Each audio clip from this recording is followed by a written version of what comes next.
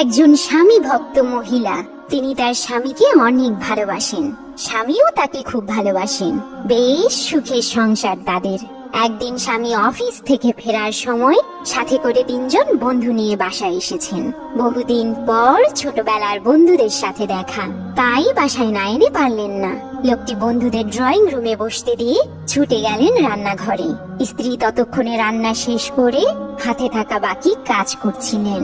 স্বামী রান্নাঘরে ঢুকে স্ত্রীর কানে কানে জিজ্ঞেস করলেন, রান্না কি শেষ? স্ত্রী পেছন ফিরে বললেন, মাত্রই শেষ করলাম, এখন বাসন মাজার কাজটা সারছি। স্বামী অস্থির হয়ে বললেন, আচ্ছা যাই রান্না করেছো তাড়াতাড়ি বেড়ে ফেলো, আমার ছোটবেলার 3 জন বন্ধুকে নিয়ে এসেছি, অনেকদিন পর তাদের সাথে দেখা, তাই না এনে পারলাম না। স্ত্রী মুচকি হেসে বললেন, সেটা তো স্বাভাবিক, তোমার শৈশবের বন্ধুদের সাথে এতদিন পর দেখা হয়েছে আর তুমি তাদের বাসায় আনবে না, এমনটা কি হয়? তুমি গিয়ে তাদের সাথে গল্প করো, আমি খাবার নিয়ে আসছি।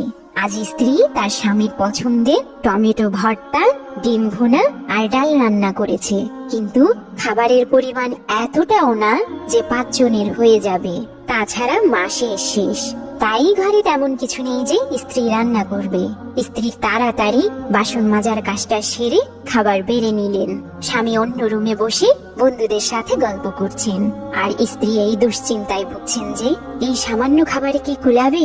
যদি সবাই ঠিক মতো খেতে না পারে, এটা তো স্বামীর মান সম্মানের ব্যাপার। তবু আল্লাহর নামে টেবিলে খাবার সাজিয়ে স্বামীকে ডাক দিলেন, কই গো শুনছো? তাদের নিয়ে এসো, অনেক বেলা হয়েছে, গল্প না হয় পরে করিও।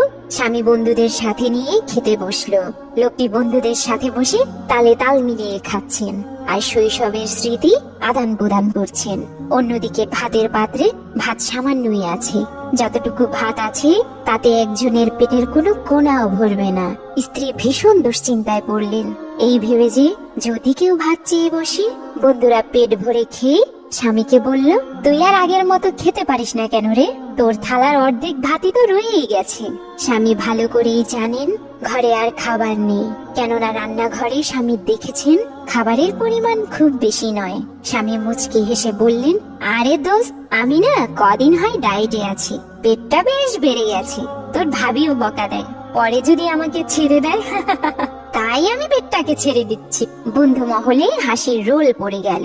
এরপর খেয়ে দিয়ে বন্ধুরা সবাই চলে গেল।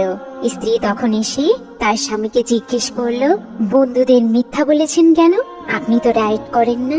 স্বামী তখন বললেন, আমি দেখেছি রান্নাঘরে খাবার কম, তার উপর মাসের শেষ, হাতে টাকা পয়সাও নেই, বাজার টাজারও তো কিছু হয়নি, আর তোমাকেও আমার ভালো করে চেনা আছে।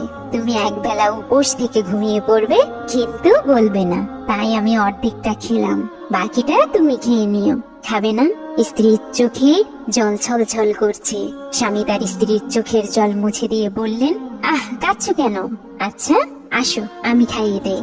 বন্ধুরা, এরই নাম স্বামী স্ত্রীর ভালোবাসা।